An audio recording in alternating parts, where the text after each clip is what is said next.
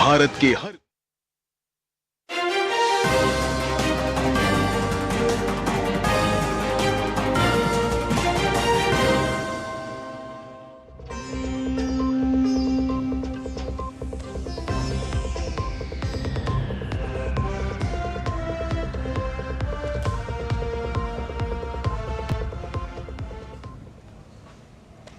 नमस्कार, स्वागत है डीडी न्यूज के इस बुलेटिन में। मैं हूं अश्विनी कुमार मिश्र। आइए सबसे पहले नजर डालते हैं अब तक की सुर्खियों पर। प्रधानमंत्री नरेंद्र मोदी की अध्यक्षता में केंद्रीय कैबिनेट के 5 बड़े फैसले। 13,041 करोड़ रुपए की लागत वाली 5 बड़ी परियोजनाओं को मंजूरी। 4 मल्टी ट्रैकिंग रेल परियोजनाएं और बिहार में एक 4 लेन राष्ट्रीय राजमार्ग परियोजना पर लगी मुहर।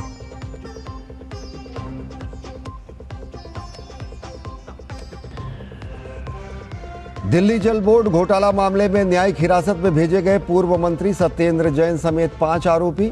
जमानत अर्जी पर 25 अगस्त को होगी सुनवाई। इस मुद्दे पर सियासत गरमाई। आम आदमी पार्टी, बीजेपी और कांग्रेस के बीच आरोप प्रत्यारोप हुआ तेज।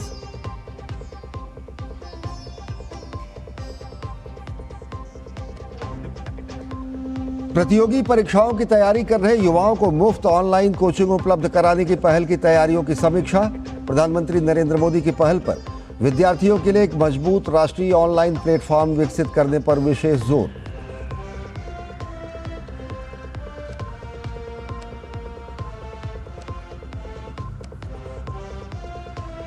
रांची में जेपीएससी जेएसएससी अभ्यर्थी न्याय मंच भ्रष्टाचार मुक्त भर्ती अभियान में बड़ी सफलता के बाद निकाली आभार यात्रा। जयपाल सिंह मुंडा स्टेडियम से अल्बर्ट एक्का चौक तक निकाली गई यात्रा में बड़ी संख्या में छात्र छात्राओं ने शिरकत की। भाजपा ने रद्द प्रतियोगी परीक्षाओं में हुई कथित अनियमितताओं की निष्पक्ष सीबीआई जांच कराने की मांग की।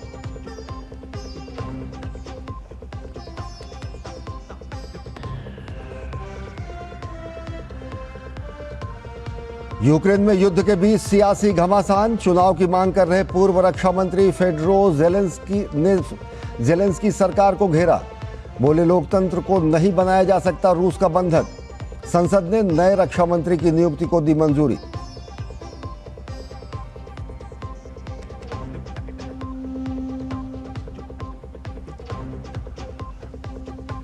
हॉकी विश्व कप में भारत ने पाकिस्तान को दी करारी शिकस्त। रोमांचक मुकाबले में 5-3 से हराकर पाकिस्तान को दिखाया टूर्नामेंट से बाहर का रास्ता।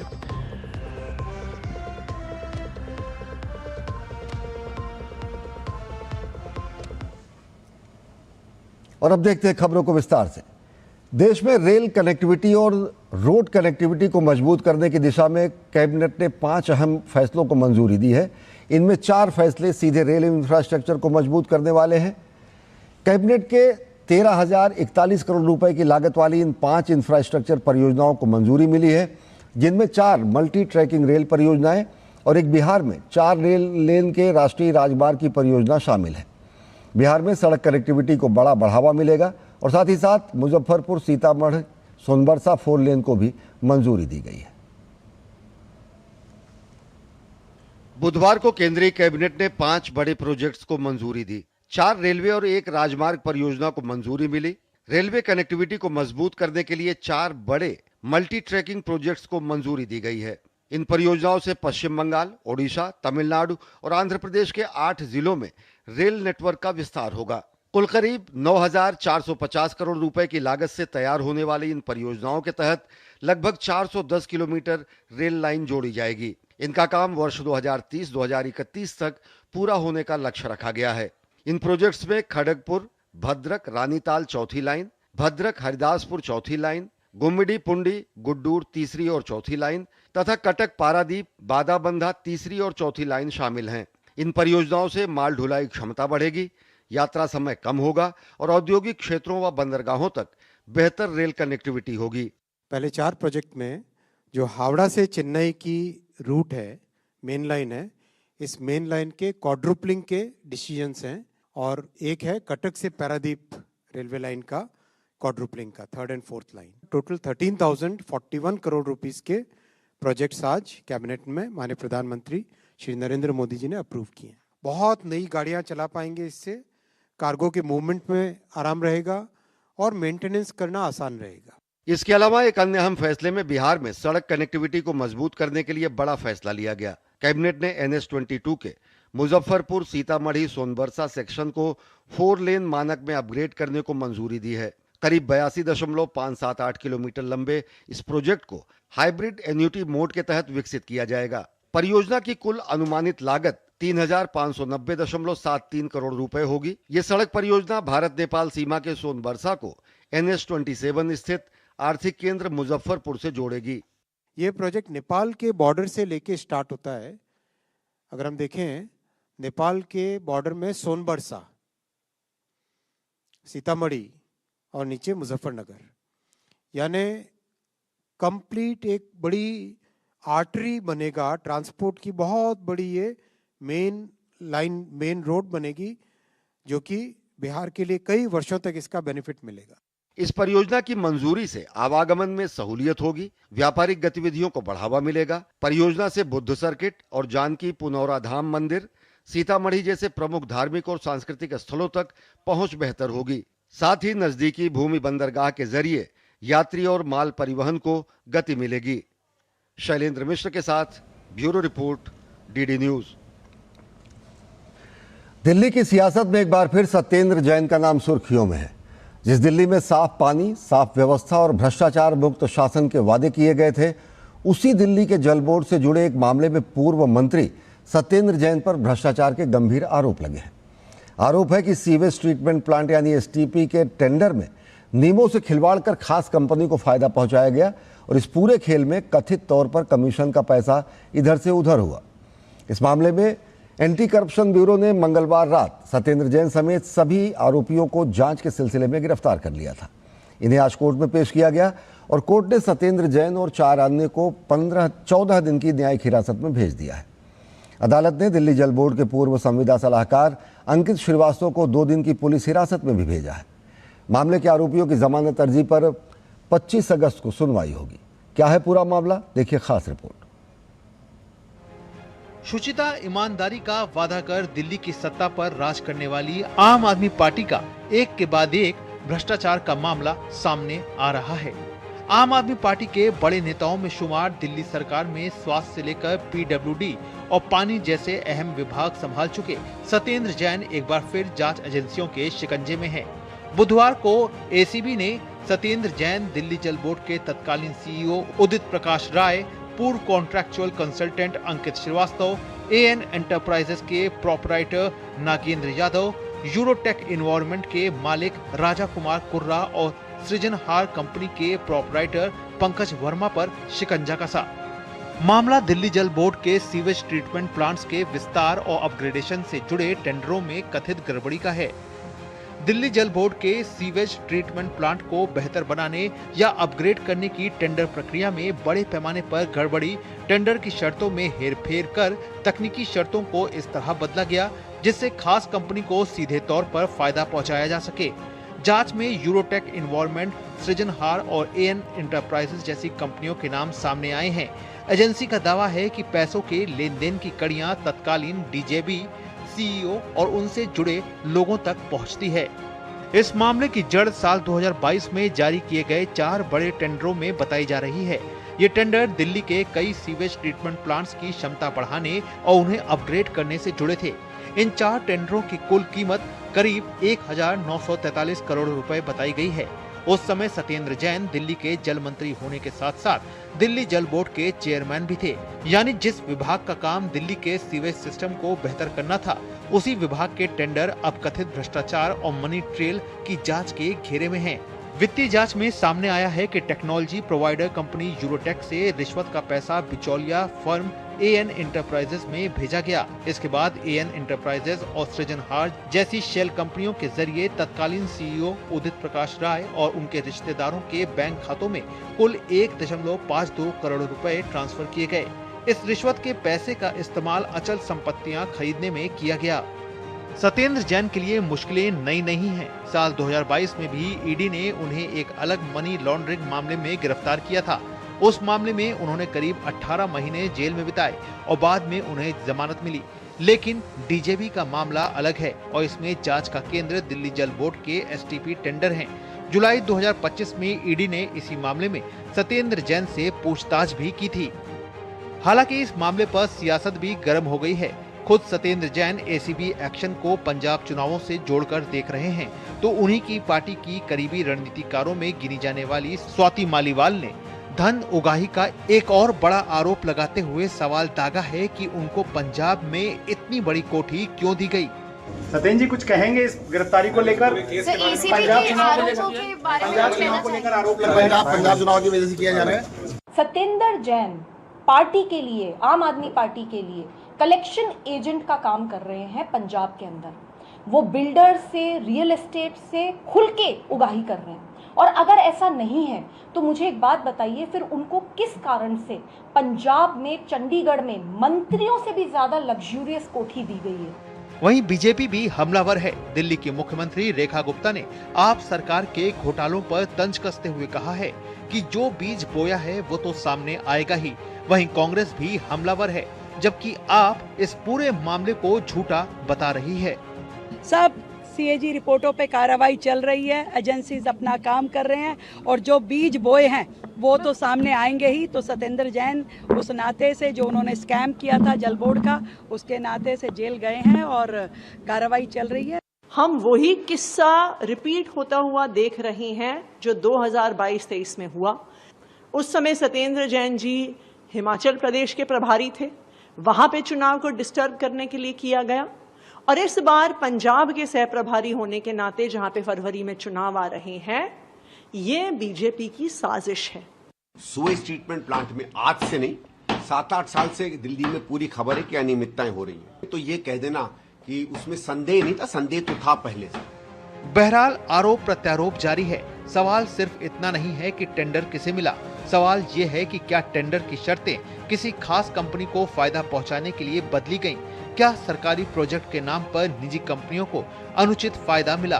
क्या कथित कमीशन का पैसा अधिकारियों और दूसरे लोगों तक पहुंचा? और सबसे बड़ा सवाल ये है कि इस पूरे कथित मनी ट्रेल में सत्येंद्र जैन की भूमिका क्या थी? इन्हीं सवालों के जवाब अब जांच एजेंसी तलाश रही है। मोहित शुक्ला के साथ bureau report, DD news. Ranchi में जेपीएससी जेएसएससी अभ्यर्थी न्याय मंच ने भर्ती परीक्षाओं में अनियमितताओं के खिलाफ लंबे आंदोलन के बाद बुधवार को आभार यात्रा निकाली। देवेंद्रनाथ महतो के नेतृत्व में जयपाल सिंह मुंडा स्टेडियम से एल्बर्ट एक्का चौक तक निकाली गई इस यात्रा में बड़ी संख्या में छात्र छात्राएं शामिल हुए। छात्रों ने अबीर गुलाल खेलकर और आतिशबाजी करके खुशी का इजहार किया। छात्रों ने इसे अपने लंबे संघर्ष की जीत बताते हुए भर्ती प्रक्रिया में पूरी पारदर्शिता और निष्पक्षता की मांग की। छात्रों ने कहा कि भविष्य में पेपर लीक और नौकरियों की खरीद फरोख्त जैसी घटनाओं पर पूरी तरह रोक लगनी चाहिए।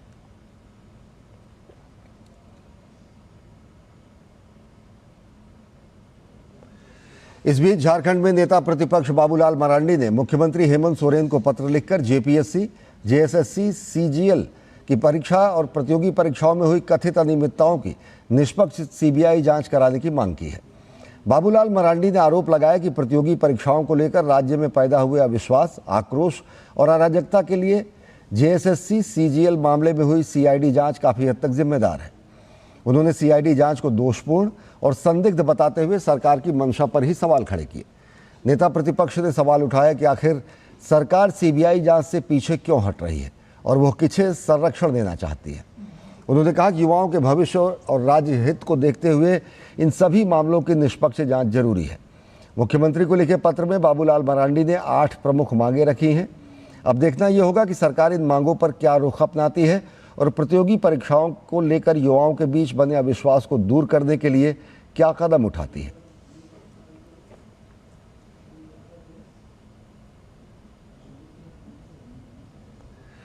झारखंड में छात्रों के बढ़ते आक्रोश के आगे सरकार ने झुकते हुए कई बड़े फैसले लिए हैं। सरकार ने देर रात 8 अलग अलग अधिसूचनाएं जारी कर अनियमितताओं के आरोप में 44 भर्ती परीक्षाओं को रद्द कर दिया है। लेकिन इस फैसले के बाद राज्य का माहौल शांत होने के बजाय एक नए मोड़ पर पहुंच गया है। एक तरफ जहां परीक्षा रद्द होने से कुछ छात्र नेताओं ने राहत की सांस ली है, तो वहीं दूसरी तरफ पहले से नौकरी पा चुके सफल अभ्यर्थी अब सड़कों पर उतर आए हैं।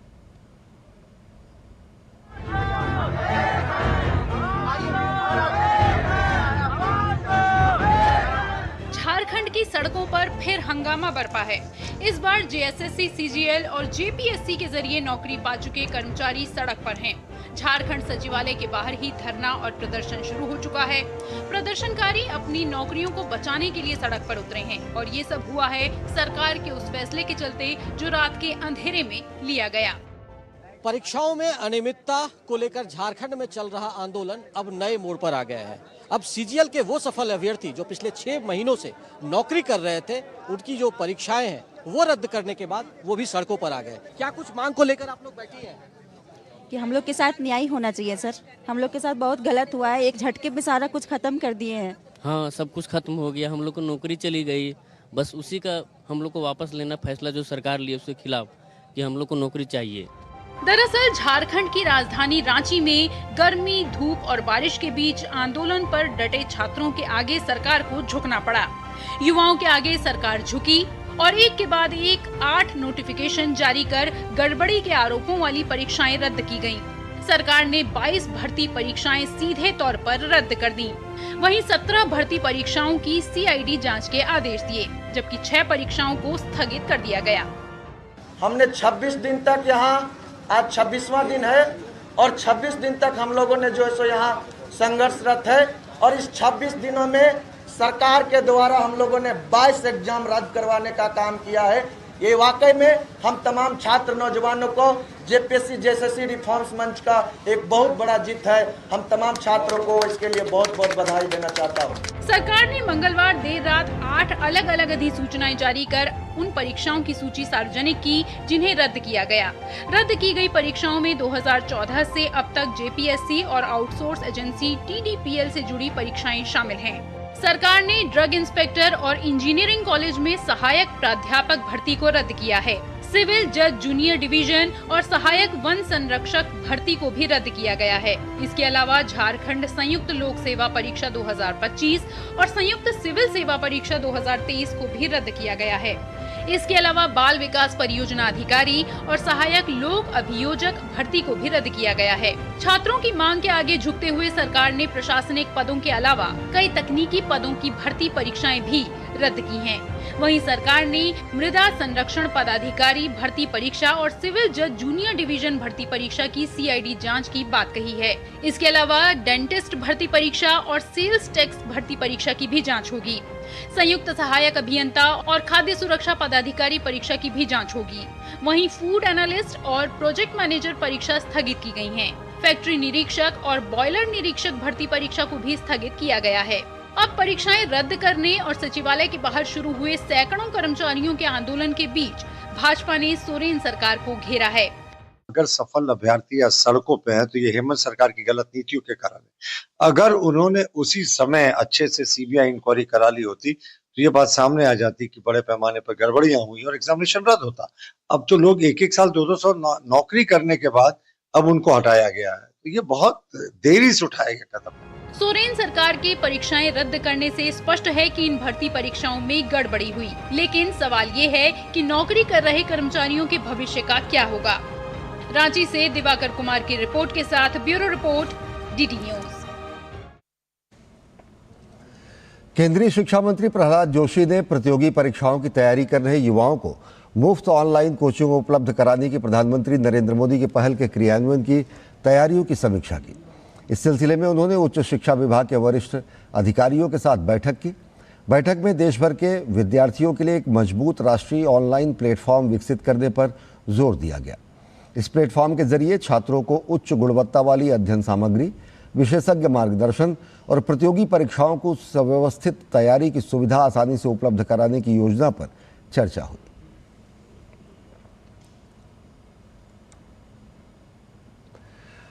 प्रतियोगी परीक्षाओं की गुणवत्ता में सुधार की दिशा में एनटीए लगातार कदम उठा रही है। पारदर्शी प्रक्रिया सुनिश्चित करने के लिए बड़ी संख्या में बाहरी विशेषज्ञों को पैनल से हटाने का प्रयास इसी का हिस्सा है। केंद्र सरकार पेपर माफिया पर अंकुश लगाने के लिए पहले ही सख्त कानून संसद से मंजूर करा चुकी है। Those in favor will please say aye. Those against will please say no. I think the ayes have it, the ayes have it, the ayes have it. The bill is passed. संसद से लोक परीक्षा संशोधन विधेयक पारित हो चुका है। राष्ट्रपति की मंजूरी के बाद अमल में आया ये कानून सरकारी परीक्षाओं में धांधली के लिए जिम्मेदार संगठित अपराधों, कोचिंग सेंटरों, परीक्षा प्रदाताओं और मिलीभगत करने वाले अधिकारियों पर प्रहार करता है।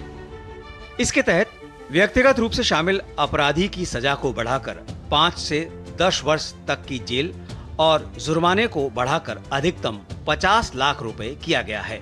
परीक्षा का संचालन करने वाली निजी कंपनियों या सर्विस प्रदाताओं को दोषी पाए जाने पर जुर्माना 1 करोड़ रुपए से बढ़ाकर 5 करोड़ रुपए किया गया है और ब्लैक लिस्ट करने की अवधि 4 वर्ष से बढ़ाकर 8 वर्ष की गई है।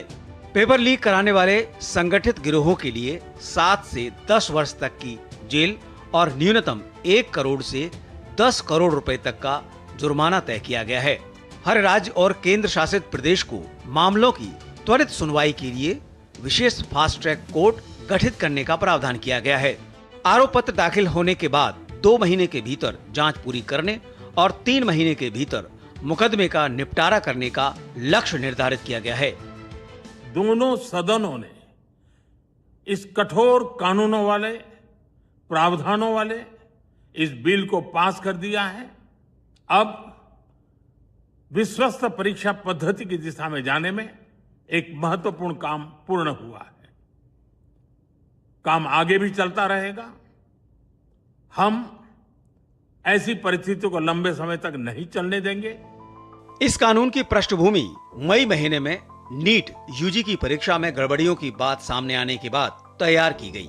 सरकार ने एक ओर जहां परीक्षा को रद्द किया, वहीं इस मामले में सीबीआई और राज्यों की पुलिस द्वारा देशव्यापी स्तर पर दर्जन भर से ज्यादा लोगों को गिरफ्तार किया गया।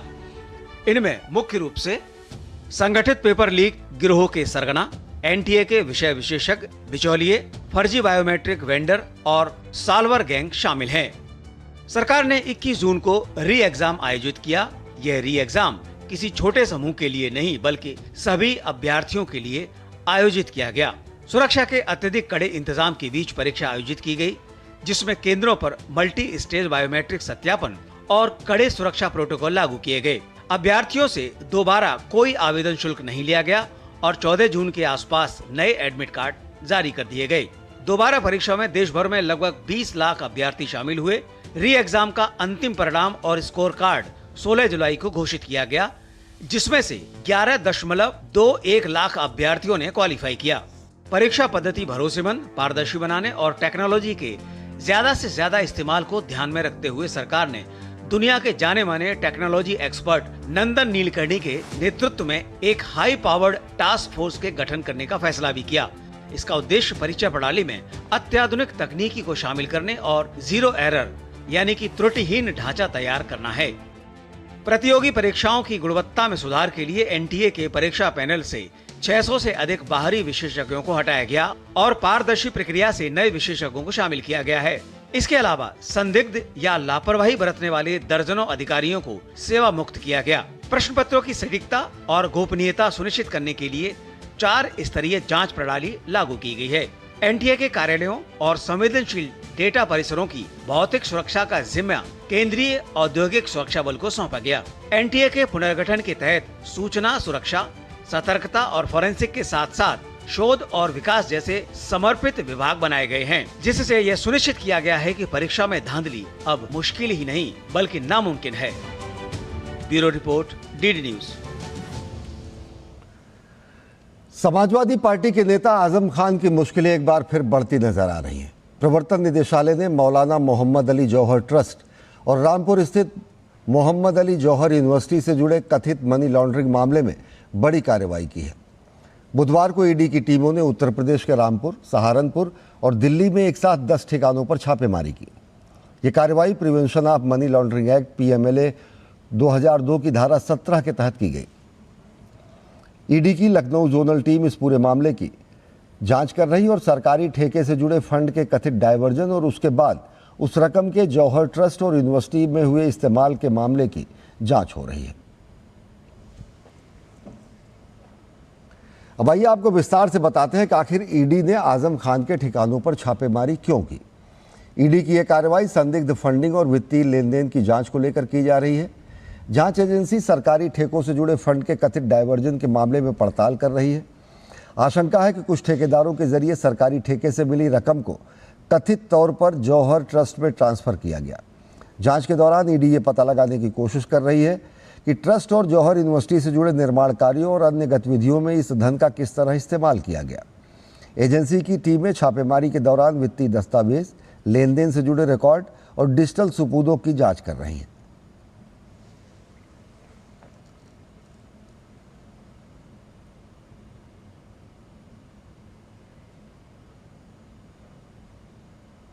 और आजम खान के खिलाफ ईडी की कार्रवाई के बाद उत्तर प्रदेश की सियासत गर्म आ गई है।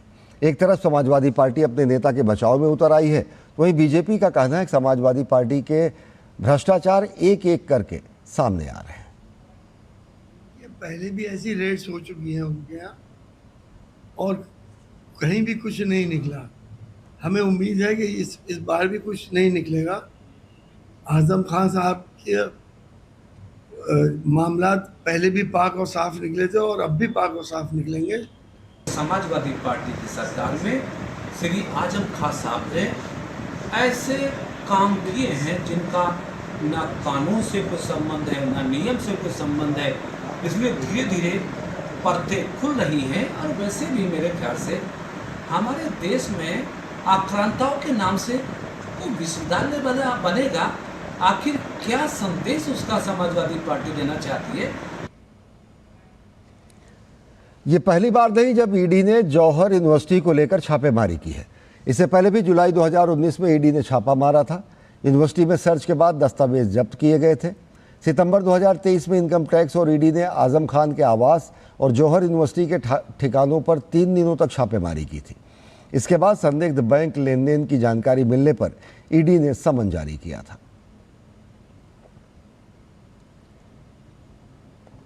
और अब आइए आपको बताते हैं कि जांच आखिर कैसे आजम खान तक पहुंची और आखिर कैसे जांच के घेरे में आजम खान की मोहम्मद अली जौहर यूनिवर्सिटी आई। साल 2004 में आजम खान ने रामपुर में निजी अल्पसंख्यक यूनिवर्सिटी का प्रस्ताव रखा। 2005 में विधानसभा से ये विधेयक पारित हुआ। साल 2006 में जौहर ट्रस्ट बना और यूनिवर्सिटी का काम शुरू हुआ। साल 2012 में यूपी में समाजवादी पार्टी की सरकार में यूनिवर्सिटी का काम और तेज़ हो गया।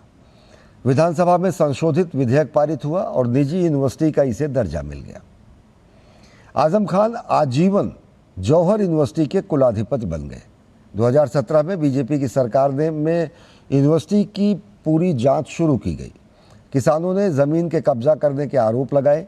साल 2019 में ज़मीन कब्जाने, नदी की भूमि पर कब्जा करने, लाइब्रेरी में चोरी की किताबें होने सहित कई मामले दर्ज किए गए। साल 2023 में 12.5 एकड़ से ज़्यादा ज़मीन का सरकारी भवन का पट्टा निरस्त कर दिया गया। प्रशासन ने शोध संस्थान की इमारत को भी कब्जे में ले लिया। आजम खान को इस मामले में हाई कोर्ट और सुप्रीम कोर्ट से भी कोई राहत नहीं मिली। और आजम खान विवादित व्यक्ति रहे हैं और उनके खिलाफ 100 से ज़्यादा मामले दर्ज हैं। इनके वकील इमरानुल्लाह के अनुसार दोहरे पैन कार्ड मामले को छोड़कर बाकी सभी मामलों में उन्हें या तो जमानत मिल चुकी है या फिर वो बरी हो चुके हैं। आजम अभी भी दोहरे पैन कार्ड मामले में कोर्ट की सज़ा सुनाने के बाद जेल में है। उन्होंने जमानत के लिए हाई कोर्ट में अपील दाखिल कर रखी है।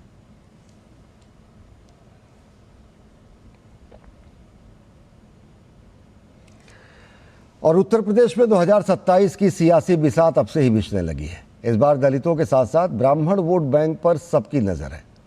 मायावती सतीश चंद्र मिश्र के भरोसे हैं, तो वहीं अखिलेश ने पीडीए में पंडित की नई परिभाषा दी है। तो सवाल यह है कि क्या ब्राह्मण वोट सत्ता की चाबी बनेगा? जैसे जैसे यूपी विधानसभा चुनाव नजदीक आ रहा है, राजनीतिक पार्टियां अपने अपने दांव चलने में लग गई हैं। पार्टियां इस बार चुनाव में दलितों के साथ साथ ब्राह्मण वोटर्स को साधने की तैयारी में लगी हुई हैं। जहां अखिलेश यादव के पीडीए की परिभाषा बदल गई है, तो वहीं मायावती ने भी ब्राह्मण वोट साधने की खातिर चुनाव से पहले एक बड़ा सियासी दांव चलते हुए पार्टी के राष्ट्रीय महासचिव सतीश चंद्र मिश्र को आगामी चुनाव की जिम्मेदारी सौंप दी है। मायावती ने एक्स पर पोस्ट कर बताया कि सतीश चंद्र मिश्र जी को पार्टी द्वारा लीगल व मीडिया आदि के साथ साथ अब चुनाव आयोग संबंधी कार्यों की भी महत्वपूर्ण जिम्मेदारी सौंपी गई है, जो कि खासकर आगामी विधानसभा आम चुनाव के दौरान कई मायने में इनकी अहम भूमिका रहेगी।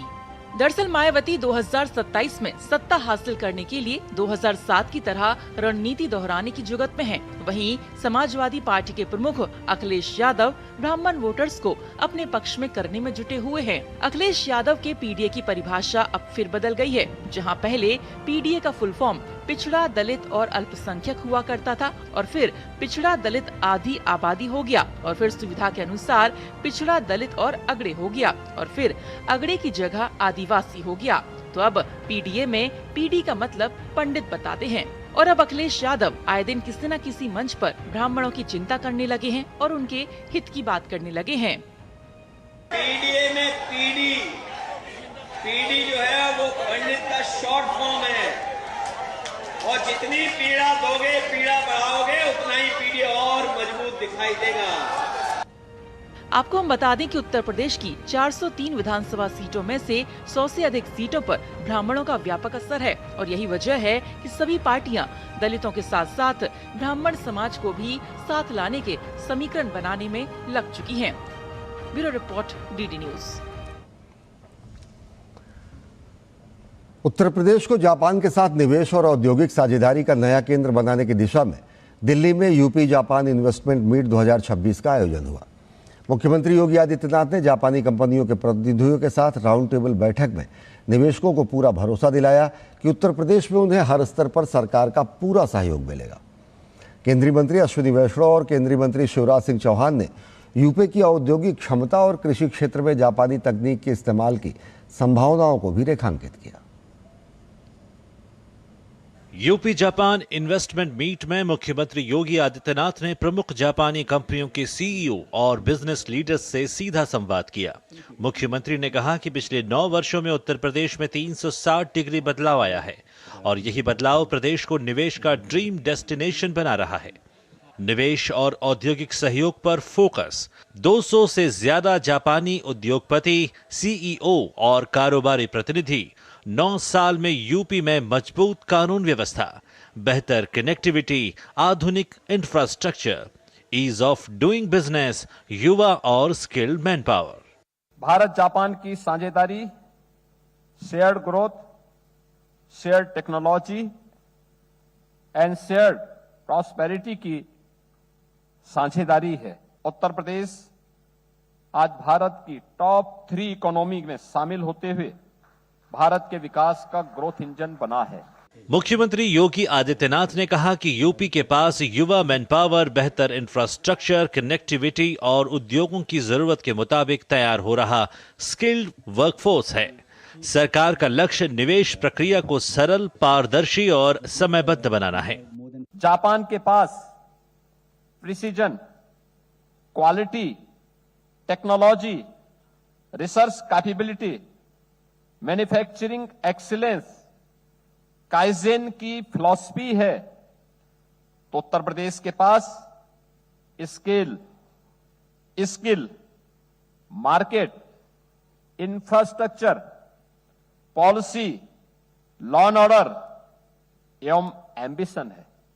केंद्रीय रेल, सूचना एवं प्रसारण और इलेक्ट्रॉनिक्स एवं आईटी मंत्री अश्विनी वैष्णव ने भी उत्तर प्रदेश में जापानी निवेश की संभावनाओं पर जोर दिया। Relations between India and Japan have been a relationship of trust between the two countries, and with this event, with this initiative, with the relationship and the partnership between Uttar Pradesh and Yamanashi Prefecture of Japan, this relationship will become even more trusted. वहीं केंद्रीय कृषि एवं किसान कल्याण मंत्री शिवराज सिंह चौहान ने जापानी तकनीक का लाभ छोटे और सीमांत किसानों तक पहुंचने की जरूरत बताई। एक तरफ उत्तर प्रदेश में गंगा जी की निर्मल धारा है, तो दूसरी तरफ एक्सप्रेस वे की विकास धारा भी है। एक तरफ यहाँ काशी की आध्यात्मिकता है, तो नोएडा की आधुनिकता भी है।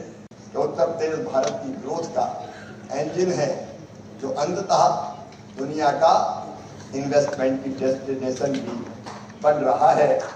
यूपी जापान इन्वेस्टमेंट मीट में green hydrogen, electric mobility, semiconductor, automobile, advance manufacturing, renewable energy, digital infrastructure और कृषि तकनीक जैसे क्षेत्रों में निवेश की संभावनाओं पर चर्चा हुई। कुल मिलाकर यूपी जापान इन्वेस्टमेंट मीट से साफ है कि दोनों पक्षों के रिश्ते अब सिर्फ निवेश तक सीमित नहीं हैं। तकनीक, मैन्युफैक्चरिंग, कृषि, स्किल डेवलपमेंट और रोजगार के जरिए उत्तर प्रदेश और जापान के बीच दीर्घकालिक औद्योगिक साझेदारी का नया अध्याय लिखा जा रहा है। Amarendra Gupta, DD news, Delhi. उपराष्ट्रपति सीपी राधाकृष्णन ने देहरादून स्थित इंदिरा गांधी राष्ट्रीय वन अकादमी में भारतीय वन सेवा के 2025-2027 बैच के परिवीक्षार्थियों और रॉयल भूटान वन सेवा के प्रशिक्षणरत अधिकारियों को संबोधित किया। उन्होंने कहा कि भारत के वनों, वन्य जीवों और जैव विविधता के संरक्षण में इन अधिकारियों की भूमिका बेहद महत्वपूर्ण है। उपराष्ट्रपति सीपी राधाकृष्णन ने कहा कि विकास और संरक्षण एक दूसरे के विरोधी नहीं, बल्कि साथ साथ चलने वाले लक्ष्य हैं। उन्होंने भारतीय वन सेवा के अधिकारियों से पारिस्थितिकी सुरक्षा, आजीविका और विकास के बीच संतुलन बनाते हुए काम करने का आह्वान किया। उपराष्ट्रपति ने अधिकारियों से रिमोट सेंसिंग, जीआईएस, ड्रोन, कृत्रिम बुद्धिमत्ता और डेटा आधारित प्रणालियों का उपयोग कर क्षेत्रीय अनुभव और मानवीय संवेदना के साथ काम करने को कहा।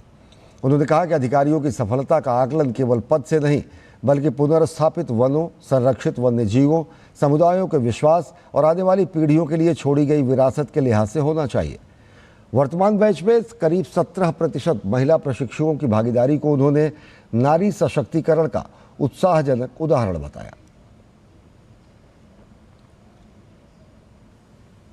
Nations and institutions are not built overnight. They are shaped through sustained collective effort.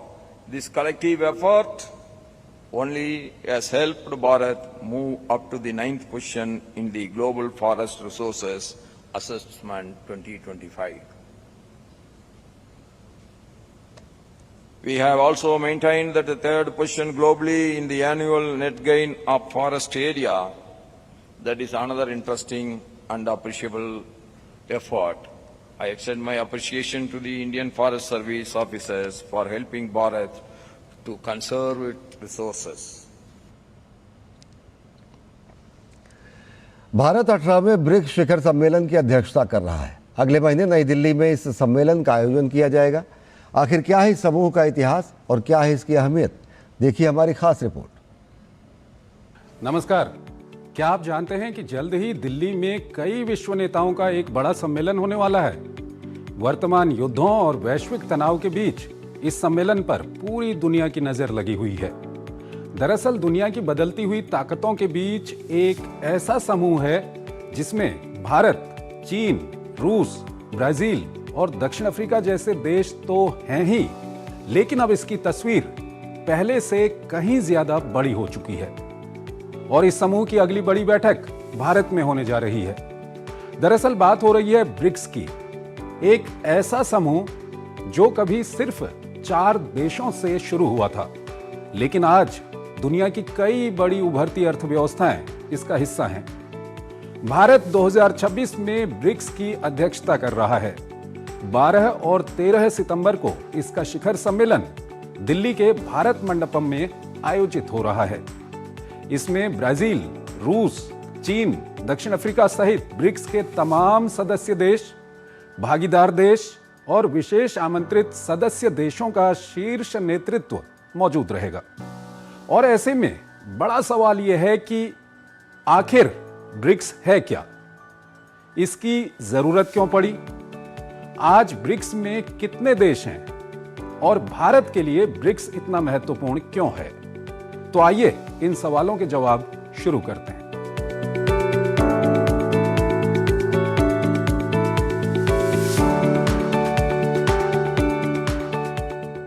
आपको बता दें कि ब्रिक्स नाम इसके शुरुआती सदस्य देशों के अंग्रेजी नामों के पहले अक्षरों से बना है।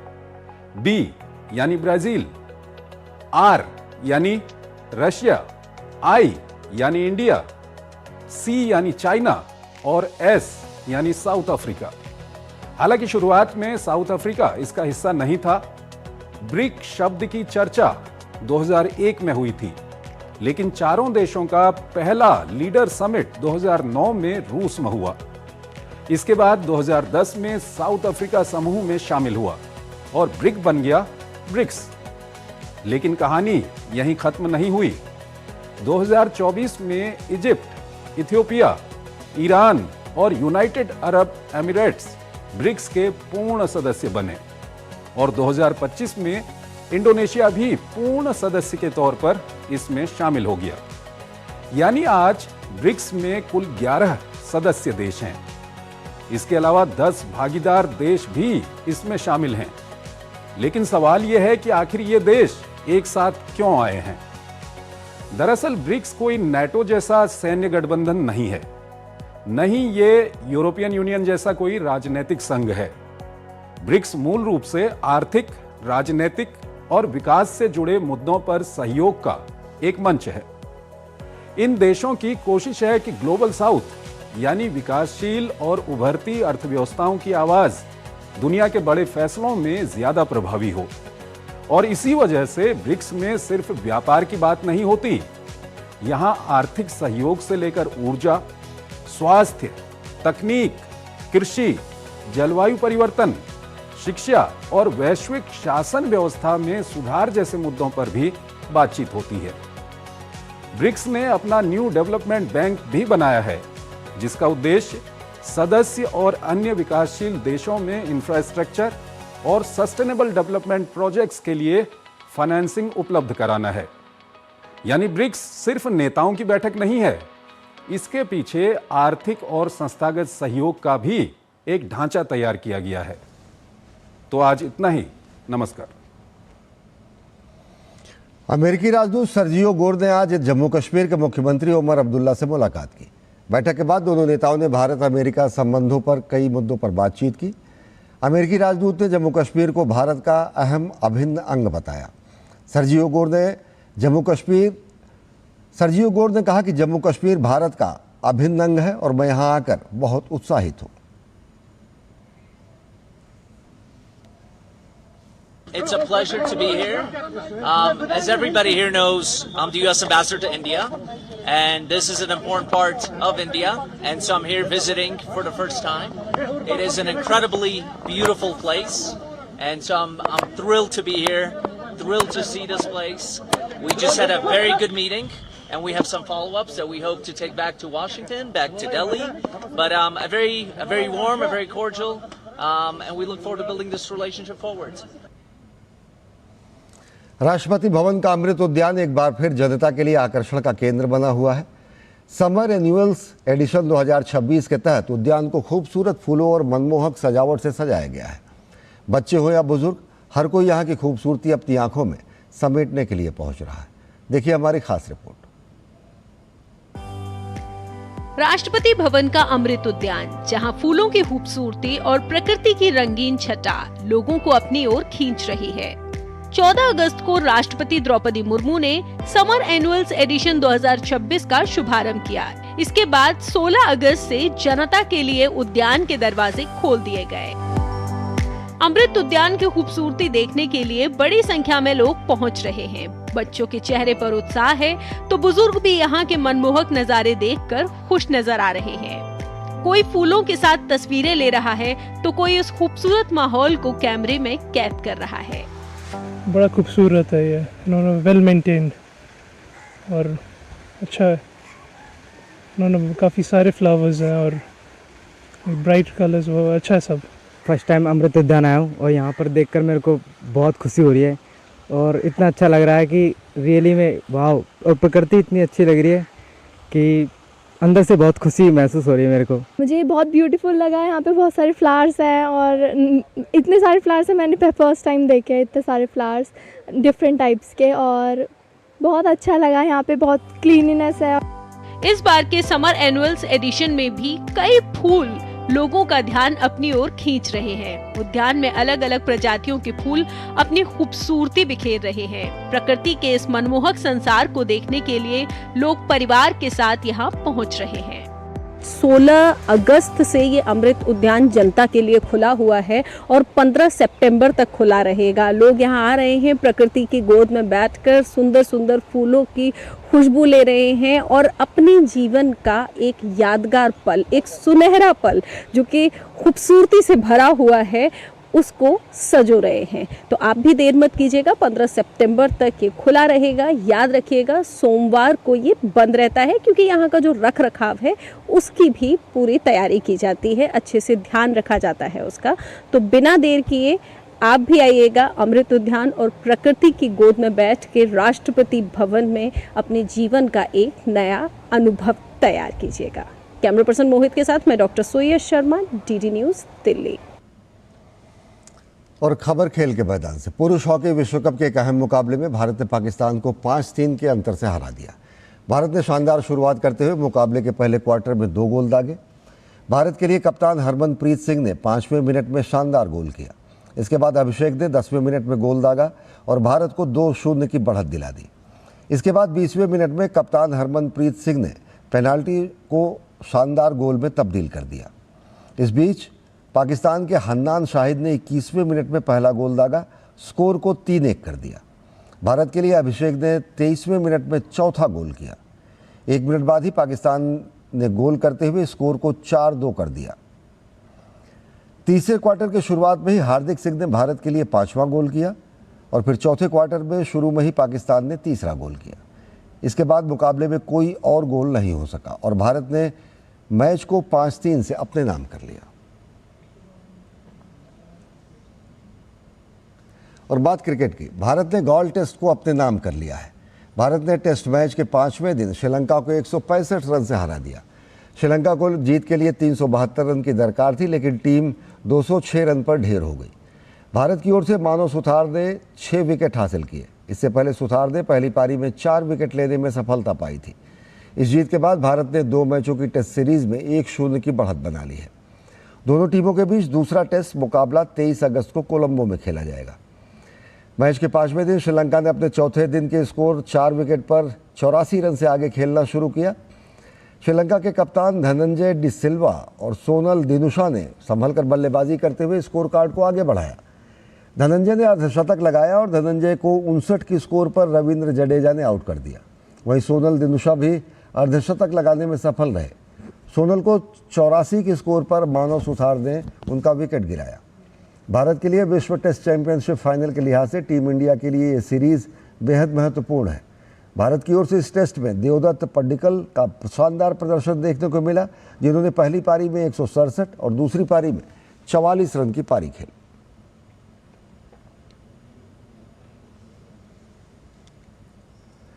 तो बुलेटिन में फिलहाल इतना ही। देश और दुनिया की ताज़ा तरीन खबरों के लिए देखते रहिए डीडी न्यूज़। नमस्कार।